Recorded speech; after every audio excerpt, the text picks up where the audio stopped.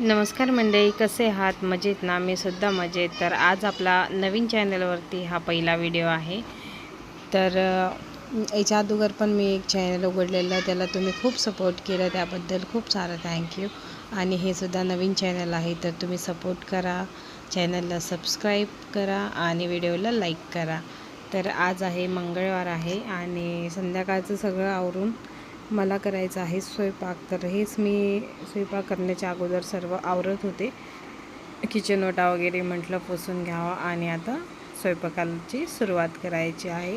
तर आज मी बनवणार आहे शेवभाजी धाबा स्टाईल. तर ती तुमच्यासोबत रेसिपी नक्की शेअर करेल, याच्यामुळेच आज व्हिडिओ काढलेला आहे. तर म्हटलं राड्यामध्ये आणखीन स्वयंपाकाला लागलं तर जास्त राडा होतो, त्यामुळं म्हटलं अगोदर सगळी कामे आवरून घेते आणि त्यानंतर तुम्हाला रेसिपी दाखवते.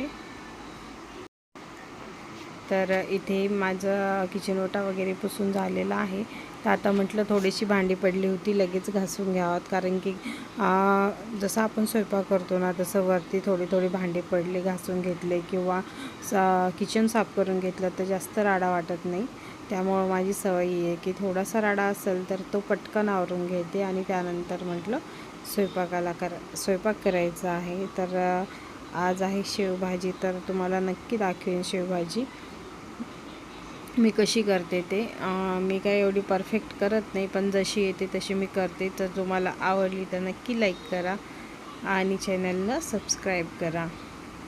तर याच्या अगोदर पण मी बरेचसे व्हिडिओ टाकले होते माझ्या जुन्या चॅनलवरती, ते आता मी डिलीट केलेलं आहे आणि हे नवीन चॅनल सुरू केलेलं आहे. आता मी इथं करत आहे भाजीची तयारी. तर भाजीसाठी आपल्या शेवभाजीसाठी लागणारा कांदा जो आहे तो मी कट करून घेते. एकदम साधी सिंपल अशी थोडीशी शेवभाजी करायची आहे. तर कांदा कट करून घेते, टोमॅटो कट करून घ्यायचे. त्यासाठी आपल्याला लागणार आहे लसूण, अद्रक, कोथिंबीर, कांदा, टोमॅटो. तर हे सगळं चिरून झाल्यानंतर मी कढईमध्ये एकदम छान असं भाजून घेतलेलं आहे, कारण की आपल्याला त्याची छान अशी प्युरी करायची आहे मिक्सरमधून.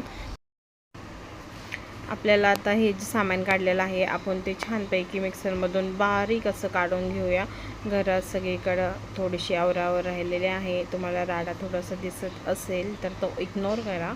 आणि माझ्याकडून खोबरं जे विसरलं होतं मी, त्यानंतर खोबरं थोडंसं चिरून टाकलं आणि त्यानंतर आपण आता हे छान मिक्सरला लावून घेऊया, एकदम बारीक पेस्ट काढूया. आणि शेव जी आहे ती दुकानचीच आणलेली होती. भाजीला थोडीशी तिखट कमी टाकायचं, कारण की विकतची शेव जी होती ती थोडीशी म्हणजे तिखट होती.